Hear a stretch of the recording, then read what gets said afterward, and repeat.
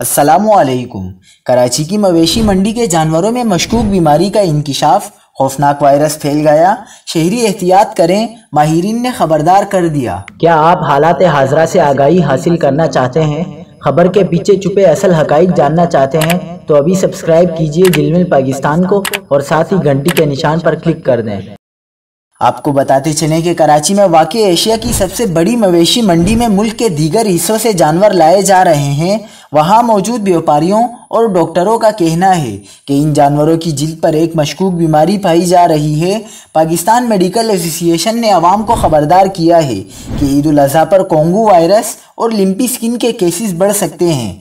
PMA ने इल्ज़ाम आयद किया कि मवेशी मंडियों में बीमार जानवरों के दाखिले को रोकने का कोई मुअस्सर निज़ाम नजर नहीं आता और मवेशी मंडियों के ठेकेदार पैसे बटोर कर बीमार जानवरों समेत तमाम जानवरों को हेल्थ क्लियरेंस जारी कर रहे हैं। पाकिस्तान मेडिकल एसोसिएशन के सेक्रेटरी डॉक्टर केसर सज्जाद का कहना है कि मवेशी मंडियां लगने के बाइस जहां कोंगू वायरस के खतरात बढ़ जाते हैं, इस साल जल्दी बीमारी लिम्पी स्किन के खतरात भी मंडला रहे हैं। पीएमए आवाम को खबरदार करती है कि वो लिम्पी स्किन डिजीज वाले जानवरों के करीब जाने से गुरेज करें और कुर्बानी के लिए बीमार जानवर न खरीदें।